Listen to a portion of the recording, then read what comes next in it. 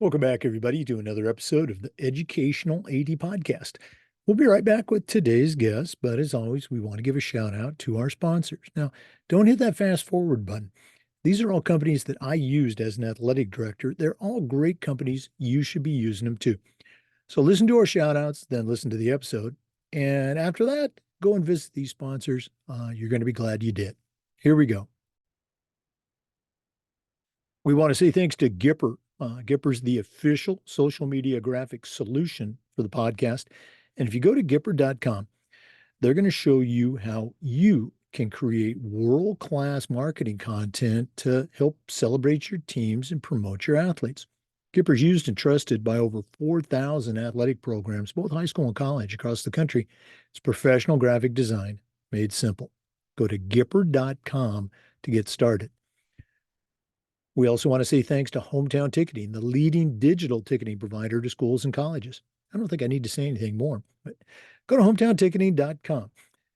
Whether it's more support, more security, or more customization, Hometown is here to help you make the best online ticketing solution for your school. That's hometownticketing.com. We want to say thanks to Sideline Interactive, indoor score tables and video boards. Go to sidelineinteractive.com. Schedule a live web demo to see their score tables and their score boards in action. Their products not only generate income for your athletic department, they also create the ultimate game day experience for your student athletes. That's sidelineinteractive.com. We also want to thank Home Campus, the official high school and state association management platform for us. And it's a platform you're going to use every single day. How about scheduling, student athlete eligibility and clearance? Who doesn't do that every day? Communication with coaches, with kids, with parents, uploading rosters and digital signatures. If you're an athletic director, Home Campus is going to help you do your job, and it's going to help you do it better. To get started, all you have to do is go to homecampus.com. That's homecampus.com. We want to thank we want to say thanks to Vital Signs Wall of Fame. If you're looking for a really cool way to display your school record boards or your school's Hall of Fame, go to vitalsignswalloffame.com and check out their interactive touchscreen, that's right, touchscreen video consoles. It's a great way to tell your school's unique story and celebrate the accomplishments of your student athletes, your teams, and your best students. Go to vitalsignswalloffame.com. That's vitalsignswalloffame.com.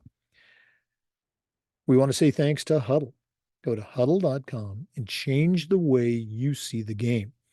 As a football coach, I used Huddle for years, but when I became an athletic director, I made sure that our school was a Huddle school, and our coaches just loved the tools that Huddle provided that let them coach our kids up to the highest level.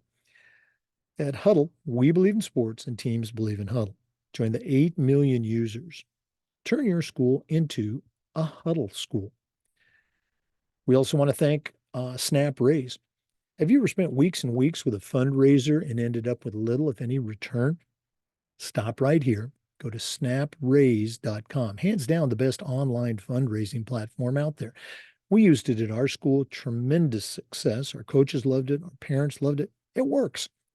Go to snapraise.com. Check out their other great platforms. But if you're looking for a fundraiser, you found it. Go to snapraise.com. We also want to say thanks to Athletic Surveys by Lifetrack. You already get feedback from the complainers, the gripers, but that's really only about 2 or 3%. Athletic Surveys is going to connect you. They'll connect you with the gripers, but they're also going to connect you with the 98% that supports your program. And that's a tremendously valuable tool to have when you're talking with a frustrated parent or your principal or even your school board. Go to athleticsurveys.com. They're going to create a custom survey that lets you take the pulse of everybody in your program. That's athleticsurveys.com. Hey, welcome back, everybody, to another segment of the Educational AD Podcast. We're staying pretty close to home today, but we're going up to Georgia, and we've got a first for our podcast. We've done well over 500 interviews, and our guest today is the first athletic director we've had on that has a focus on elementary athletics. So I'm excited to hear about that. You should be too. Our guest today is Amy Harris. Amy is a certified master athletic administrator, and she's the director of elementary athletics at the Clayton County Public School System. So, Amy Harris, welcome to the podcast. Thank you. Nice to be here. Well, we're excited to have you on. As we spoke, we're recording this on April, March 18th. A lot of folks are just coming back from spring break. Amy still has a couple more weeks to go before they're on spring break, but let's go and get started. Amy, we always like to let our listeners have a chance to get to know our guests. So give us that quick bio, where you were born, where you grew up, maybe take us up through your own high school and college years, and then we'll take a break. But what's the Amy Harris origin story? So I was born in New Jersey, lived there till third grade. In third grade, my dad got transferred to Texas. So we did 5 years in a small town called Louisville, right outside of Dallas.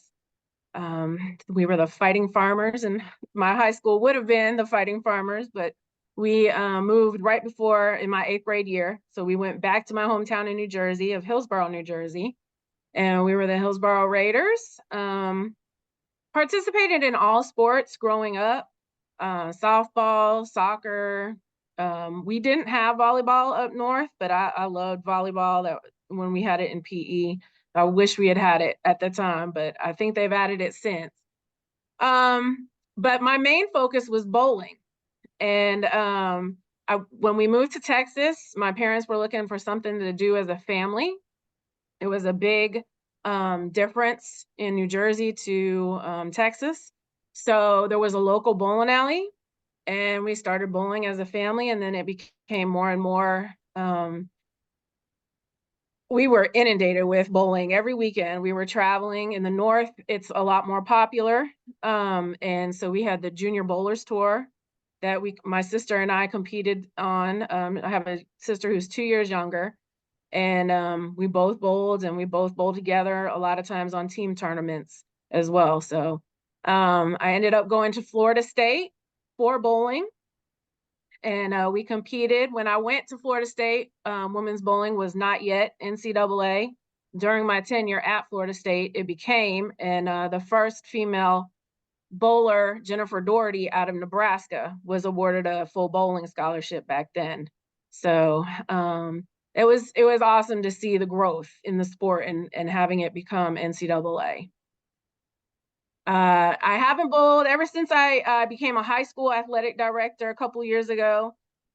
Just time wasn't available, and right now time is just, there's no time to bowl. So I haven't picked up a ball in about 3 years.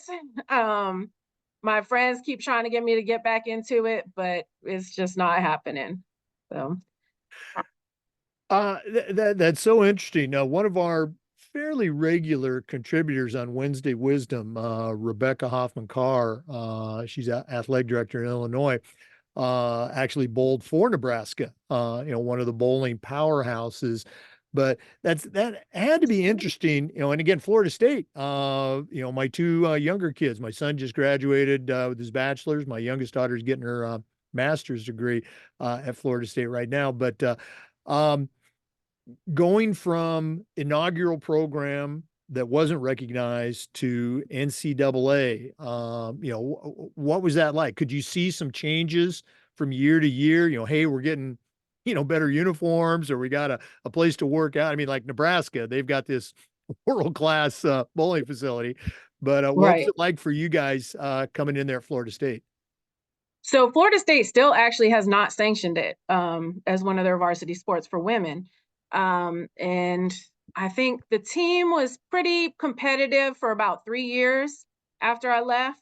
I stayed and did my master's, and I coached 2 years, but then I had to start real life and came up to Georgia and started teaching up here.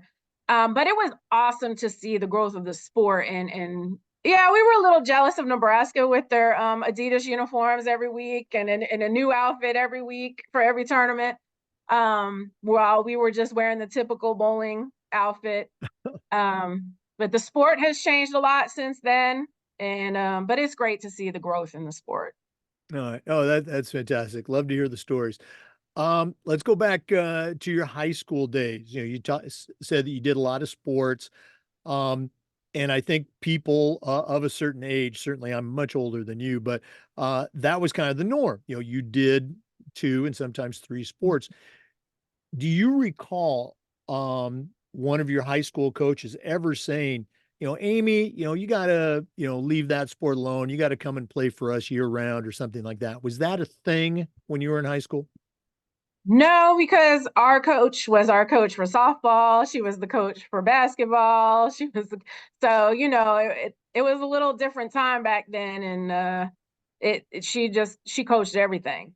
Mhm. So she encouraged us to move season to season with her.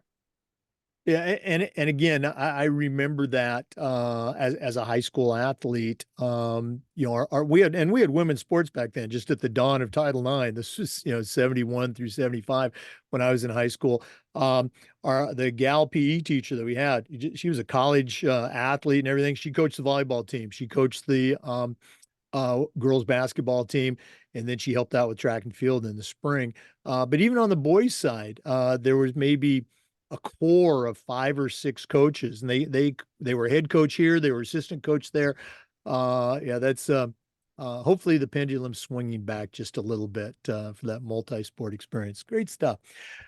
We're going to take our first break. Our guest today is Amy Harris. Once again, she's a certified master athletic administrator. She's the director of elementary athletics for the Clayton County Public School District. So let's take that break, but we're coming back with more. This is the Educational AD Podcast. We want to thank our good friends at Gipper for their support of the podcast. Gipper is the official social media graphic solution for us, and it's also a great way for you to create world-class marketing content to celebrate your teams and promote your athletes. Gipper is used and trusted by over 4,000 high school and college programs across the country. It's professional graphic design made easy. Go to Gipper.com to get started. That's Gipper.com. We also want to say thanks to Hometown Ticketing, the leading digital ticketing provider to schools and colleges. I don't think I need to say anything more, but I will. Go to hometownticketing.com. Their team is going to show you how to set up and sell tickets online, not just for your athletic events, but things like school plays, concerts, school dances, even graduation. And here's the best part. Every school gets assigned a dedicated client success manager. It's going to provide you hands-on support every step of the way. That's every step of the way. Go to hometownticketing.com to get started. It's digital ticketing that offers more. Welcome back, everybody. Our guest again is Amy Harris. She's the Director of Elementary Athletics for the Clayton County Public School System. Amy, you kind of took us up through your college days at Florida State. After graduation, you know, what were some of your early career stops that led to you becoming the athletic director? So I left Florida State, graduated with my master's in '99, December of '99, and then did a half a year just teaching on campus at Florida High. And it wasn't the best experience at all. In fact, I think I went back to my professors and I was probably in tears saying, maybe I'm not meant to be a teacher and this was the wrong idea. But she encouraged me to stick it out, and I did. Then I had a group of friends. We all moved to Atlanta together. My best friend, she started working for Cobb County School District, and I was in Clayton County. And I've been in Clayton 24 years now. I started at Kendrick Middle School in Jonesboro, Georgia. I started just as a PE teacher. We were the largest middle school in the county at the time, and we were growing tremendously. There was a point when we had 36 trailers on campus, and we were severely overcrowded, but we were great in athletics. We were beating everybody. So I started the volleyball program here in 2001. I coached track, basketball, swim. So those are the middle school sports that we had at the time. And here recently, our county is trying to add sports. So um, I spent 19 years at Kendrick Middle School. My third year, well, actually, my first year, our athletic director at the time had a heart attack and he was hospitalized. So myself and another coworker, we kind of took over the AD role together, worked together, not in an official capacity, but just making sure the money got turned in. Back then, we had to fill the Coke machines in the school by, we had to fill them by hand. Yep. So, and take the money out and deposit it with the bookkeeper. So it was kind of like thrown into the fire and learning trial by fire. So it was really good experience. And but I think we had great leadership from the AD, so we had kind of already knew what the expectations were. Yeah, you mentioned starting programs at your school, and there's currently a discussion forum in one of the Facebook AD groups, and I mentioned the importance of if you're starting from zero, you know, the sports that you decide to add, you should look at your facilities. You don't want to add a swimming team if there's no pool around for 50 miles. But you also, I mentioned that you should find out what the students want to do. You might, be a basketball person, but your community, there's other sports that they want to do. And the individual post that created the thing uh, responded, I'm not going to ask the kids, like in capital letters. When you were starting those sports programs, did you kind of poll the kids or the community, or did you just, kind of trust your instincts and decide, hey, we're going to do this?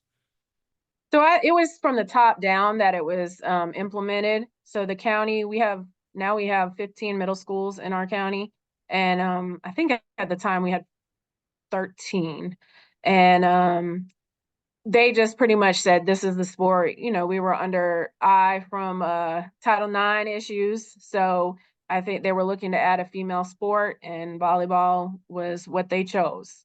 So it had been newly added in Georgia. Um, just a couple years before that. So they figured we might as well train our girls young, so it helps our high school volleyball programs. No, absolutely. And sometimes that is the reality. It does come down from above. So, all right, you got that direction. I know you already said that you loved volleyball, as a kid. What were some of the things that you did as an athletic director to start that ground level building, let's say, productive volleyball program? So I served as the coach for 15 years. It was the girls had never seen a volleyball before, never touched a volleyball before. So our PE in elementary schools here in Georgia is not great. They get it one time a week usually, if that. Some schools do one every 6 days. So the kids, if they're not active in other sports, they're not getting any athletic fundamentals.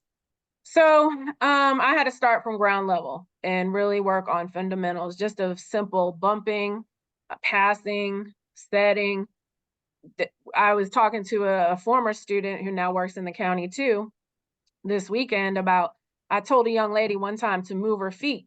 I said, that was great bump. Now this time move your feet. So she kicked the ball back to me. So I had to really work on how to communicate with my team to get them to do what I want to do, just starting at ground level. But I took those students to Georgia Tech games. I tried to take them to some high school games, took them to summer camp. One of our local high schools had a great volleyball coach. He's now a high school, he was the high school girls volleyball coach, but he's moved over to the boys basketball team. And he was phenomenal at it. And we would always go to their summer camp every summer. So I kept the girls involved year round, doing the little 2-on-1 trainings and getting them involved if they weren't doing basketball or track. And so just really build the program up. Oh, and just those are the things that you need to do, to build it. And I know just what you're talking about, the move the feet, serve the ball over to the student. It's boys or girls, it doesn't matter if they've never played. If it doesn't come right to them, they don't understand. Hey, I got to move to get to The that ball. ball. Um, we would, my wife again was a career teacher and coach, and she was a cross country track runner, but she would coach, one of our middle school volleyball teams. And we had our, whatever you want to call it, middle school varsity, mostly eighth grade, girls that had played before. We had our middle school JV. Maybe they were seventh graders or a sixth grader who was a little bit better, but not quite ready for varsity. And then everybody else we had on, and we had different names for them. We'd call them, ABC team. We called them developmental team. We had, the G team, like the G League. We kind of let the girls decide. But those first couple weeks, it was literally bump, set, hope that the ball was going to go over. And, they had fun. We had games, we had officials, we treated them like a real program. But, I know exactly what you're talking about, starting that team up. Um, Looking back at those middle school days, I'm going to guess you would see the students come to you, I'm guessing as maybe sixth graders or seventh graders. And as you said, not a lot of fundamentals had been previously taught. Um, what, I guess, lesson, I'll try to pin you down here. What lesson or lessons did that teach you that came in handy with your current position, which we're going to talk about in our next segment, as an elementary athletic director? Yeah, so I've really had to go back to my roots with skill development, and focusing on in with my coaches on sportsmanship. So, I think it's a big, everybody here is a competitive league and they want to win. And I get that. But when we're looking at elementary kids, we gotta take the time to teach them the skills. We had a meeting with our basketball coaches, and I said, there's some of you who are yelling at the officials, but your kids aren't getting the ball past half court. So why are you yelling at the officials when you haven't given them the fundamentals that they need to get the ball up the court? So I think you're focusing in on the wrong thing, and I had to redevelop them to focus on the right things, which is skill development and sportsmanship in our league. Oh, no, absolutely. I love it. Okay. And again, that it brings back to mind, we're not even going to go there. I was going to talk about, forcing kids to serve overhand when they just haven't mastered it yet. Let them just hit the ball over the net and rally. And the other team's probably going to mess up anyway, but, get the ball over the net. Okay. And when they're strong enough, they can do that overhand serve. Am I right? Or are you going to correct me? Oh, absolutely. I mean, I remember a time when we first started the volleyball, I remember games because we weren't doing rally scoring back then. So you had to serve to get your point back then.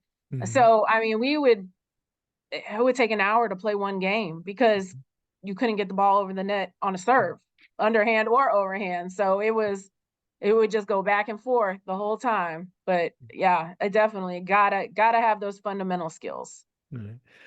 Well, let's go and take another quick break. Once again, for listeners, our guest today is Amy Harris, Certified Master Athletic Administrator and the Director of Elementary Athletics for the Clayton County Public School System. Let's take that break, but we're coming back with more.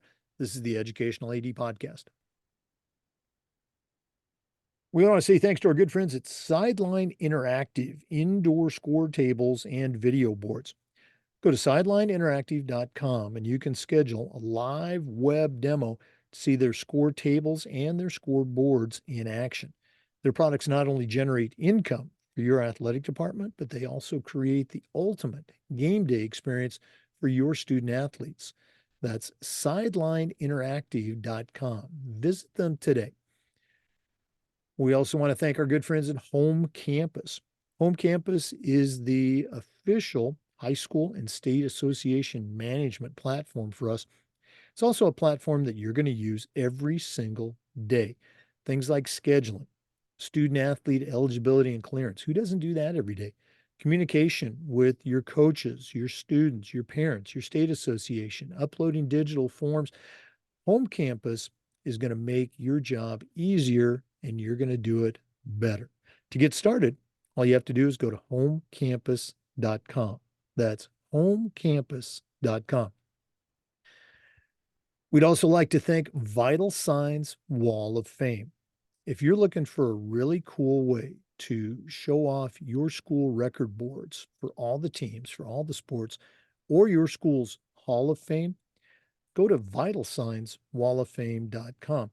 Their interactive touchscreen consoles are going to let you share your school's greatest accomplishments and recognize your best student athletes. Go to vitalsignswalloffame.com. Mention the podcast, you'll get a nice discount.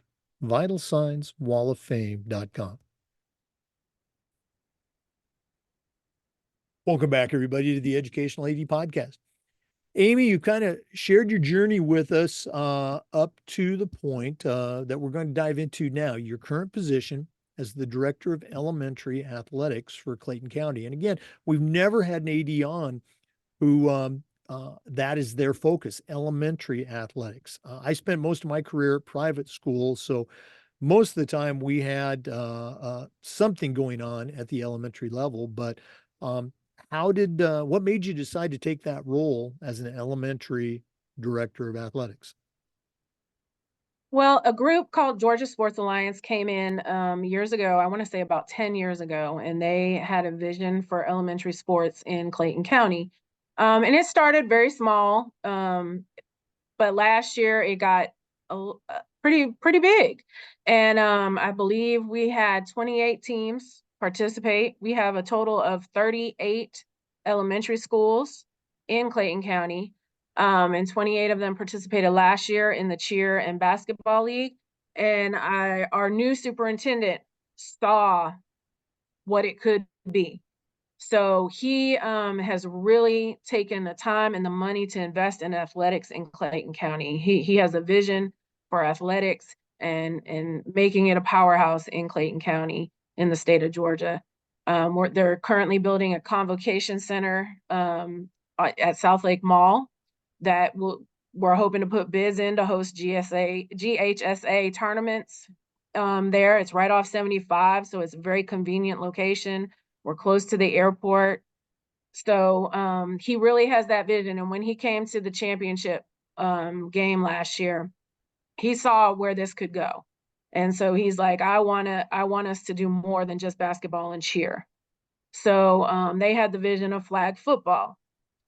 So they developed two roles. There's two of us. I handle the operations. The other one handles the eligibility and all the paperwork stuff. So I'm the hands-on operations person, handling the day-to-day of setting up games, making sure the sites are ready, and scheduling workers. So during let's say your regular season for elementary sports, you mentioned the number of schools. Just off the top of your head, I'm not expecting you to pull it up exactly, but how many student athletes are involved in those day-to-day games, would you say, over the course of a season? So we have for basketball, we had 5 sites and 3 games each day. So in a total of 8 play dates where they may or may not have a game. Each team played everybody in their region once. Some teams might have had to play another team twice just to make sure they got their full 6 games in. And then we ranked them based on points allowed, first records, then points allowed, and put them in a 35 team bracket. And we are in the last week. We are at the Elite 8 tomorrow night. And then Thursday, we have the Final Four. And Saturday, we have the championship and consolation games. So the kids are excited. We're excited. It's been great. Now you mentioned cheer and basketball. What's go ahead and give us the full list of elementary sports that Clayton County offers over the course of the year. So we started with flag football in the fall. We had 24 teams participate. and they played a total of 5 play dates. And then we just took the winner from each region, and they did a final four. And then basketball and cheer. The cheer competition was this last weekend. 33 teams competed in 3 divisions. We had an original division where the coaches choreographed it themselves. We had an option for them to choose the choreographed division, which was a cheer, chant, and dance that was created for them. And then they were judged on how well they did that. And then they had a dance division where they had to have 80% music in the routine. So, and the coaches got to choose what was best for their team. Most competed in the original division, and it was seeing the difference from last year to this year in the growth in just their emotions, their fundamentals, their stunting. It was great to see this weekend. We're really excited of how they've grown. Coaches, we had a lot of new coaches. We're doing a lot of mentoring of coaches. And dealing with parents and dealing with officials, really honing in on that sportsmanship piece with our elementary students. And then after spring break, we start soccer. So we'll have a month of soccer games. All teams are going to play 5 games. And the same thing, the region winner will advance to the final 4. We have 4 regions. We're playing 2 games at a time at 2 stadiums. So we'll have 4 games going on at a time. And they're playing a 40 by 50 field. And so a modified field, a 7v7. And we're excited to see how it goes. It's going to be new and exciting. So we're hoping it goes well. Oh, yeah, that's got to be exciting. You mentioned coaches. Now, again, for listeners, you're the county athletic director over all these schools. What would you say is the percentage of coaches who are also elementary teachers in the building versus, let's say, parents or community coaches? What's your best estimate there? Or maybe you know the So exact number. Well, 100% of them are employed by the county. So they had that was one rule. They had to be a county employee. But we're not under the GHSA guidelines of, lay coaches. So we do have those employees who are secretaries, who are custodians, and they're the head coaches. So it's a wide range of teachers, parapros, secretaries, support staff. I think even we had a bus monitor as one of our coaches. So it's making people want to get involved more within the county. So I've had many people come up and be like, how do I get involved with the elementary sports program? So it's been a great thing for Clayton County. Well, and again, I don't have to tell you this, we know that having those coaches in the building in some capacity, it's just such a value added feature, to see the kids during the day walking through the halls in the lunch line, morning pickup and things like that. Absolutely. And nothing against lay coaches or community coaches. I've had some great ones, but having that contact during the school day, just so important. Amy, we're going to do this at the end of the podcast, but if one of our listeners wanted to reach out, pick your brain a little bit about maybe starting elementary sports at their school or just adding you to their network, what's the best way they can get a hold of you? Best way is just to email me. It's amy.harris@clayton.k12.ga.us. Okay. And, Amy's information is also on the NIAAA portal and she's also on LinkedIn. How about that? We're going to take a quick break, but we're coming back with more elementary athletics best practices. So please stay with us. This is the Educational AD Podcast. We want to thank our good friends at Huddle for their support of the podcast. Go to huddle.com, change the way you see the game. As a football coach, I used Huddle for years, but when I became an athletic director, I made sure that our school was a Huddle school. And our coaches and our community just loved the tools that Huddle provided us that allowed our kids to experience sports at the highest level. At Huddle, we believe in sports and teams believe in Huddle. Go to huddle.com and join the 8 million users and turn your school into a huddle school. We also want to say thanks to our friends at SnapRaise. Have you ever spent weeks and weeks with a fundraiser and ended up with little, if any, return on investment? Stop right here. Go to snapraise.com. Hands down, the best fundraising platform.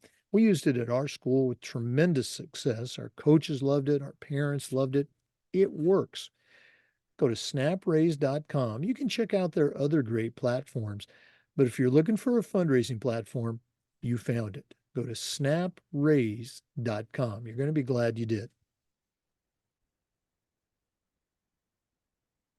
Hey, Jake, I just want to let you know that we use Huddle as well. At our high schools, our county athletic director purchased a county package last year, and it has been amazing for our high schools, especially with the recruiting tool and manipulating the film for the students, athletes to get their film out.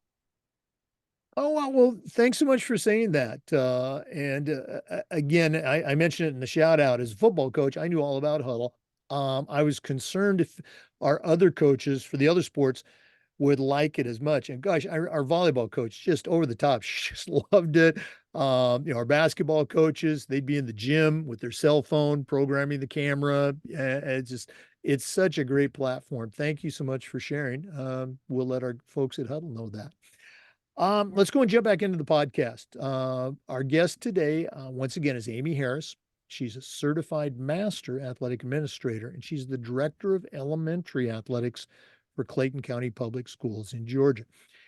Amy, one of the things we try to do with the podcast is this idea of sharing best practices. And I think, having an elementary athletic program in your school or your school district is certainly a best practice. But what are some things that you can share from your experiences, either as the elementary director of athletics for Clayton County or just in general? What are some best practices that you can share with some of our listeners that might want to take this challenge on? So at the beginning of the season, we have a coaches clinic with all our coaches where we present to them best practices when coaching. Because like I said, some of our coaches are teachers, some are not. And, they have various roles in their building. So they may not know or understand what all coaching involves. A lot of people just think you go out there and coach and it's just the skills. But when you're a head coach, there is so much more to it. You've got a plan. You've got to, parent communication is key, especially with the young ones. So we teach them how to set up an app to communicate with their teams, communicate with their parents. So we have those meetings with our coaches that really, I think, helps them develop and get a vision for their programs within their school. We teach them how to put out their program on IG and really get the buy-in from the students. And I think with our elementary programs, I remember in flag football the first weekend, I was on a golf cart driving around and a teacher flagged me down and she was just like, I just want to thank you so much for starting this program because it has helped with discipline in our school. Because if a student starts acting out, I just say, I'm going to call your coach.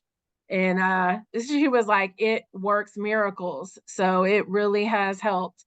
And it helps with attendance too, because now the kids, their coaches demand that they're there for practice and they can't miss school to be a part of the team. That's it sounds like kind of an old school approach, but it worked, and it still works. And yeah, I think another component of that is, the athletic director, the coach, partnering with the teachers, not just on that end, help, keep that carrot in front of the kid of athletics, but also supporting the academic side, because let's face it, that's why the kids are in school, Absolutely. for the academics. Um, what are some things that you do with that coach that's, or the potential coach who's very eager, very excited? How do I get involved? But to use an overused phrase, they don't know what they don't know. what are some of the things you do to help onboard them so that they are ready and able to coach at a higher level? Yeah, so I do a lot of mentoring one-on-one. I try to have the best relationship with our coaches. It's been new to me because I spent all my whole career in secondary. So elementary is a new breed of teacher for me. And it's been eye-opening at how different it is on certain levels. And I just have that rapport with my coaches to where I go up to them and I'll just be like, "Hey, coach, I think if you try it this way, it might be a little bit more effective for you." And sometimes just like in secondary levels, they're gonna listen and sometimes they're gonna keep doing it your way. So, you know, um, we had an incident at our flag football championship where we felt like a coach kind of got wasn't showing the best sportsmanship, right? And we had to deal with it right then and there and explain to him this isn't what we're about. We're here for the kids. We understand you're frustrated that the calls didn't go your way, but it is what it is, and you can't show out. You gotta support your kids. They still finished runner up. Let's celebrate what they have accomplished this year. Oh, absolutely. It's so important. And you made me think of something you already shared about, the coaches getting on the referee, but, the girls aren't even getting the ball back over the net or whatever. It's very, very rare. And you know this, that, the officials are going to have that type of impact, on the game. And even if they are, even if it's that young kid who is, a new referee. And let's face it, at the elementary level, you're probably not going to see, NCAA certified officials on your game.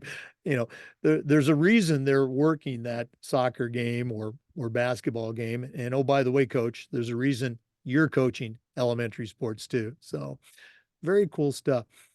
Amy, Yeah, thanks. Oh, go ahead. I'm sorry. I'm sorry. So we are going to start implementing reps within our school system. And we're going to start training our like juniors and seniors in high school with that program and hopefully get them involved in officiating. So we've really been pushing in our county that there's an official shortage in all sports. And so we're trying to push our kids, our students in 11th and 12th grade to get involved. So they have a side hustle when they go to college or so they can work our elementary games, but get a certified official to come in and supervise over them. So we're really excited about that prospect for next year. Oh, and that's just a great idea. And it's great at all levels. It gets those high school kids involved, keeps them involved with sport.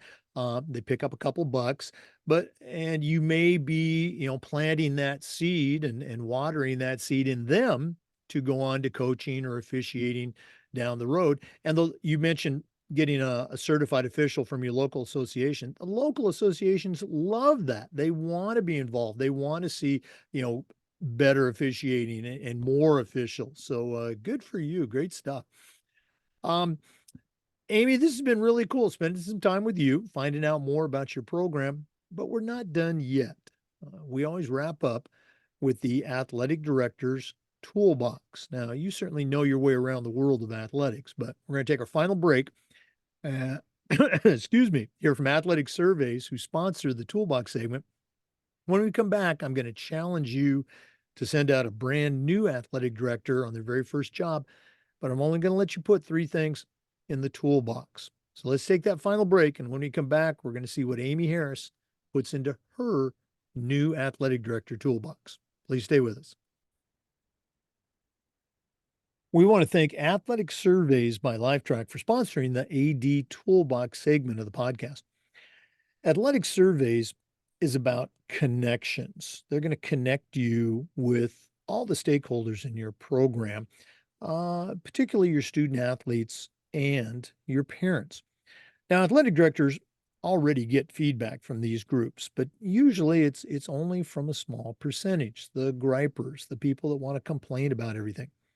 Athletic Surveys will connect you with them, but they'll also connect you with the 98% of your stakeholders that support your program. And that's a tremendously valuable tool to have when you're talking to a frustrated parent or a frustrated student athlete, or maybe your principal or even your school board. Go to athleticsurveys.com. They're going to create a custom survey that lets you take the pulse of everybody in your program. That's athleticsurveys.com. Well, it's that time of the of the podcast. We've been visiting today with Amy Harris. She is a certified master athletic administrator. She's the director of elementary athletics, our very first one at the Clayton County Public School System in Georgia. Has a tremendous background in athletics, but now I'm going to challenge her to send out a brand new AD on their very first job.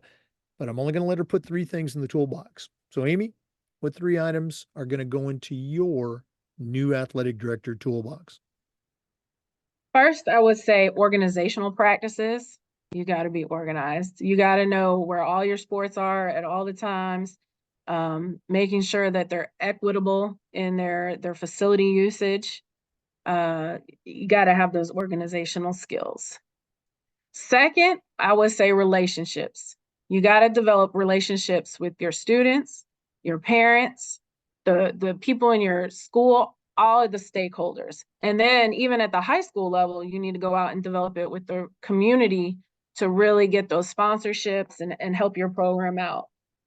Even if it's just having your students participate in cleanup days, and you may not pick up sponsorships from it, but at least they see those athletes out there doing the right thing and doing good things for the community. Really helps a lot. And thirdly, I would just say always have an open mind and positive attitude, because it can be very hard on your mental health sometimes. You feel like you're never doing the right thing because people are always coming to you with their complaints, and very rarely are they giving you the positive feedback that you need sometimes, as we all need. So you got to remind yourself, have that open mind and that positive attitude, and just go in with the right vision, and remember it's always for the kids. Oh, that's actually a an extra tool for the kids. Great stuff. You hit a lot of the high ones, but when you mentioned organization, you also talked about making sure your sports are equitable. And again, it's not. We don't do that to avoid a Title IX investigation. You do it because it's the right thing to do. Those boys, those girls, they're all working hard. They deserve your support. Great stuff. Correct. Hey, I'd like to bring that up too with our elementary sports. It's 3 through 5, and they're all co-ed teams. So boys are welcome to cheer, girls are welcome to play flag football, boys are welcome to play flag football. We have many teams where we are just, equal split of boys and girls on each team. So it's been great. oh, that's very cool, and leads me into my final ask here. Um, if one of our listeners has been inspired by listening to you to start an elementary athletics program at their school, at their district, in their community, what's the best way that they can get a hold of you or just add you to their network? I'm on LinkedIn at Amy Harris, but there's probably quite a few Amy Harrises. But my email address is amy.harris@clayton.k12.ga.us. Well, Amy, it's just been a pleasure to have you on the podcast today. Thanks so much for sharing with our listeners, and all the best moving forward. I know you got a real busy spring ahead of you. Yes, we do.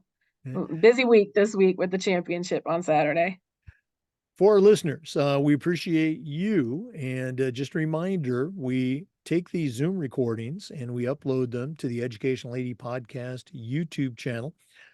We do this just about every day with new content. So come back for the next edition of the Educational AD Podcast. We'll see you next time.